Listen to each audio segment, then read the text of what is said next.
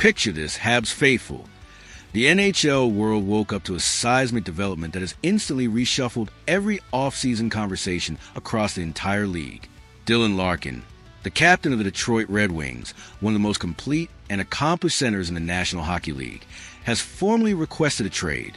Elliotte Friedman, the most reliable and connected insider in the sport, broke the story, and the reverberations are being felt in every front office from coast to coast.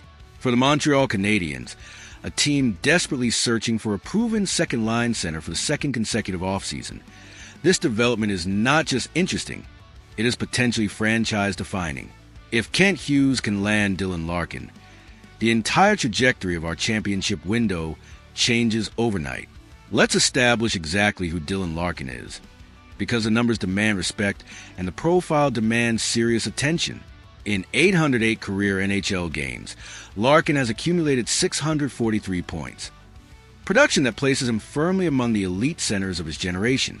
This past season, across 74 games, he delivered 34 goals and 33 assists for 67 points, while averaging over 20 minutes of ice time per game.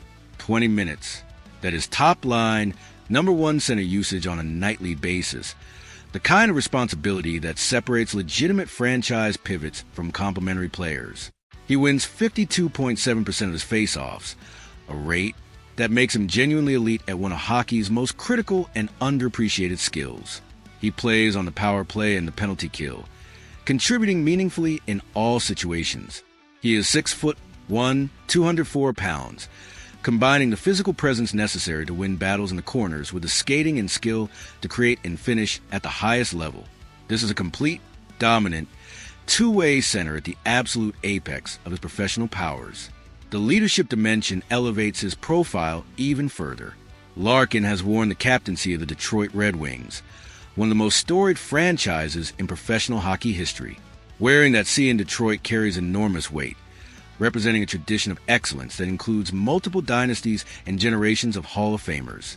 The accountability, the daily pressure, and the organizational responsibility that comes with captaining an Original Six franchise forges a specific, rare competitive character. For a Montreal Canadiens dressing room filled with extraordinarily talented young players still developing their professional identities, adding a captain of Larkin's caliber would accelerate that maturation process in ways that cannot be overstated. Now let's examine the most electrifying hockey argument for this acquisition: what Dylan Larkin does for Ivan Demidov. Our electrifying Russian winger has shown flashes of the kind of offensive brilliance that makes scouts and coaches genuinely breathless. But unlocking a player of Demidov's creative, dynamic style requires a right center, a pivot who can win faceoffs to give him the puck in advantageous positions, who can find him in space with precise, intelligent passes, and who can handle the defensive responsibilities that allow Demidov to play with offensive freedom. Larkin is precisely that center. His combination of two-way excellence, face-off dominance, and offensive creativity would create a partnership that opposing coaches would genuinely lose sleep over. A Larkin-Demidov combination on the same line is a kind of pairing that changes games, changes series, and ultimately changes seasons. The broader roster transformation this acquisition enables is equally staggering. Right now, Nick Suzuki carries an enormous burden as our primary center, our defensive anchor, our power play driver, and our most important two-way forward. He handles these responsibilities with remarkable excellence. But even the most complete players perform better when the organizational weight is distributed more equitably. Adding Larkin as a genuine co-star down the middle doesn't just improve our second line, it transforms our entire forward structure. Suzuki can focus on his own matchups and his own line with renewed energy and precision. Larkin handles an entirely separate set of elite responsibilities. And the depth behind them, Philip Danault, Michael Hayes developing in the pipeline, becomes more valuable because the top two centers are truly elite. This is a kind of structural transformation that separates good teams from legitimate championship favorites. The contractual reality is both compelling and complex. Larkin is signed for 5 more seasons at an $8.7 million cap hit. At 29 years old, turning 30 at the end of July, he is entering what should be the most complete, most dominant phase of his professional career. The years when elite players combine peak physical conditioning with maximum hockey intelligence and situational experience. 5 years of a proven, complete, two-way center at $8.7 million is genuinely reasonable value in a league where the salary cap continues rising annually and where centers of Larkin's caliber routinely command north of $10 million. This is not an albatross contract that mortgages our future. This is a foundational investment in our championship present and our sustained competitive window. The obstacles are real and deserve honest acknowledgement. Steve Yzerman is one of the most experienced, most patient, and most strategically sophisticated general managers in the sport. He does not panic. He does not capitulate to player pressure quickly or cheaply. The comparison to Jonathan Drouin's prolonged exit from Tampa Bay is instructive. Yzerman watched that situation unfold from the outside and learned every lesson it had to teach.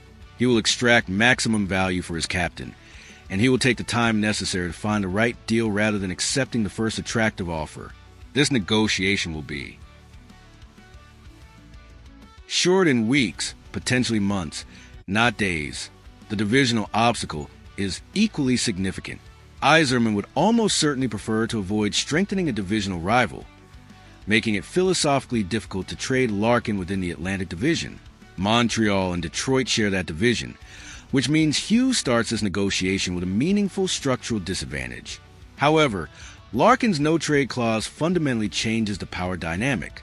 The player can choose his destination, and if Larkin decides Montreal is where he wants to play, drawn by our ascending young core, our passionate market, our championship trajectory, and the opportunity to center a line with Ivan Demidov, Yzerman's divisional preferences become significantly less relevant.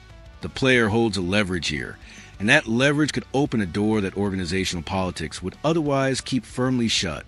The asset package required will be substantial and sobering. The Canadiens are extraordinarily well positioned to meet Yzerman's demands, possessing a combination of elite prospects, valuable roster players, draft picks, and cap flexibility that every team selling a franchise player acquires. We're likely talking about a package that includes multiple first-round picks, a high-end prospect from our deep pipeline, and potentially a roster player of genuine NHL quality. This will be painful. It will require sacrificing assets that are genuinely valuable in their own right. But the question Hughes must answer is whether the pain of the cost is outweighed by the transformative impact of adding Dylan Larkin to a roster that is already knocking on the Stanley Cup Finals door. So, let's throw the most explosive, most consequential question of this entire offseason directly at the passionate Habs faithful.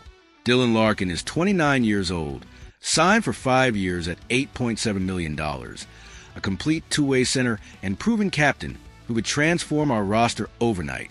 But acquiring him requires a king's ransom of prospects, picks, and roster players that would significantly reshape our organizational depth. Does Kent Hughes go all in, swing for the most impactful trade of his tenure as general manager, and acquire Dylan Larkin at whatever cost necessary? Or does the combination of his age, the divisional complications, Yzerman's negotiating toughness, and the asset cost make this a gamble too rich for our current situation? What's your call? Go all in for Larkin and make a legitimate Stanley Cup run right now, or protect the pipeline and pursue a less costly solution. Drop your most passionate, most detailed argument in the comments, and let's make this the most electric debate in Habs Nation history.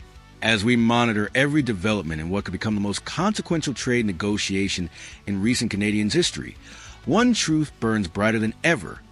The Montreal Canadiens are ready to compete, ready to contend, and ready to win. If Dylan Larkin decides he wants to be part of that story, Kent Hughes must be prepared to make it happen. Smash that like button and subscribe right now, because we will be covering every single development of this story as it unfolds. Habs Nation, the Stanley Cup is closer than it has ever been, and the next move could change everything.